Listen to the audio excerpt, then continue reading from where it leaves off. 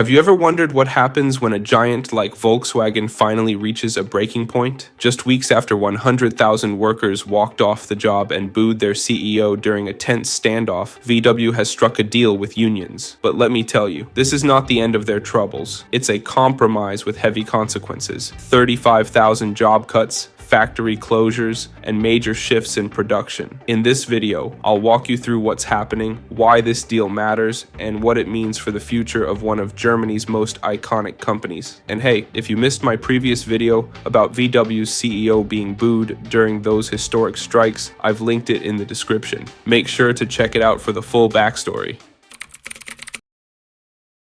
After 5 days of marathon negotiations, Volkswagen and labor union IG Metall finally reached a deal, just in time for Christmas. This agreement comes after weeks of massive worker strikes and what union leaders called a Christmas miracle. So, what's in the deal? Volkswagen plans to cut 35,000 jobs by 2030, which is about a quarter of its workforce in Germany. These cuts are expected to save the company over 15 billion euros annually in the medium term. But here's the catch. There will be no forced layoffs or immediate factory closures. Instead, positions will be gradually phased out as employees retire or leave. The idea is to avoid direct redundancies while still addressing overcapacity in VW's operations. The Dresden plant, known as the Transparent Factory, will shut down vehicle production by the end of 2025 and be repurposed. The Osnabrück site, meanwhile, will likely be sold, potentially to a defense or recycling company. And production capacity across German plants will be reduced by over 700,000 vehicles annually, almost equivalent to the Wolfsburg plant's full capacity. Union leaders fought hard to avoid deeper cuts, and they won some important concessions. For example, bonuses will be reduced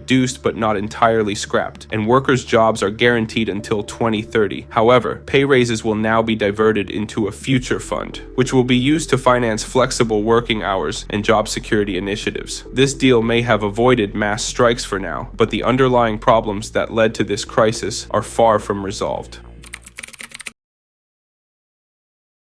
So, why did Volkswagen have to make such drastic moves? The answer lies in a perfect storm of challenges. For one, VW's labor costs are out of control. A chart from their 2023 annual report shows that labor costs make up 15.4% of their revenue, higher than competitors like Mercedes-Benz, BMW, and even Porsche. For comparison, BMW's labor costs are just 9.5% of revenue. That gap is massive. Then there's the growing threat from Chinese automakers. Companies like BYD are not only producing competitive electric vehicles, but are doing so at much lower costs. Labor costs in China average just $4 an hour, compared to Germany's 33 euros per hour, or roughly $35 when converted today. This puts VW at a major disadvantage, especially as they try to catch up in the EV market. Speaking of EVs, demand in Europe has been weaker than expected, and VW has struggled to gain traction with its electric lineup. For example, the ID.5 SUV Coupe, which is the electric version of the popular ID.4, but with a sleeker, sportier design, is rumored to be discontinued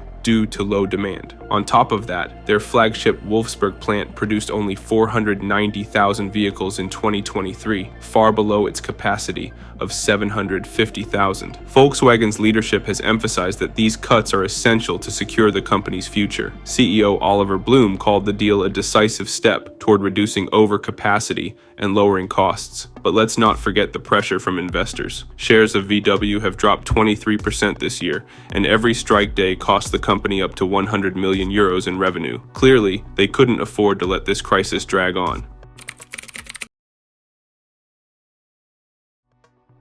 While this deal addresses some immediate challenges, it also raises big questions about Volkswagen's long-term future. For starters, what happens to the plants and workers affected by these cuts? The Zwickau plant, which was once a centerpiece of VW's EV strategy, will lose several models, leaving it with just the Audi Q4 e-tron. With only one production line, its profitability is in serious doubt. The iconic Golf will also be moving, not to another German plant, but to Puebla, Mexico, starting in 2026. 2027. Meanwhile, the Wolfsburg plant will shift its focus to producing electric vehicles on VW's new SSP platform. The closures and restructuring may give VW some breathing room, but it's clear that the company still has a lot to prove. For example, will these measures be enough to close the gap with competitors like Tesla and BYD? And how will they navigate the political pressure to keep German factories open? Even Chancellor Olaf Scholz weighed in, praising the deal as a socially acceptable solution, but emphasizing the importance of maintaining jobs in Germany. Union leaders, on the other hand, have warned VW's management that they'll be watching closely. As IG Metals' Daniela Cavallo put it, at Volkswagen, changes against the will of the workforce are doomed to fail.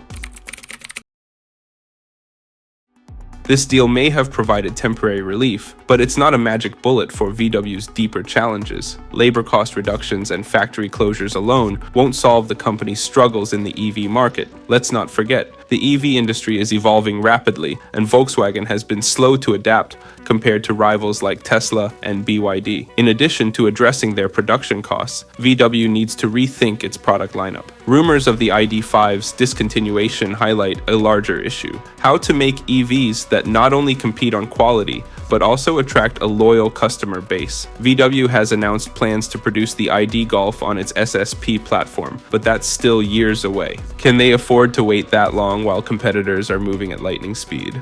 There's also the question of global strategy. Moving Golf production to Mexico might reduce costs, but will it impact the brand's identity in Europe? Historically, the Golf has been a symbol of German engineering. Shifting its production abroad could dilute that image and alienate loyal customers. Political pressure will also continue to play a role. With an election in Germany on the horizon, VW will face scrutiny not just from unions, but also from the public and politicians. Chancellor Scholz has made it clear that he expects VW to keep its factories open and its workforce intact. Balancing these demands while remaining competitive in a cutthroat market will be no easy task. So, what does all of this mean for Volkswagen? On one hand, the deal with unions represents a necessary step toward financial stability. The company has avoided mass strikes, secured cost savings, and outlined a clear plan for the future. On the other hand, it's clear that this is just the beginning of a long and difficult journey. VW's challenges are a microcosm of what the entire automotive industry is facing: a shift to electric vehicles, increasing competition from Chinese automakers, and the need to balance profitability with worker satisfaction. Whether VW can navigate these challenges will depend on its ability to innovate, adapt, and maintain the trust of its workforce.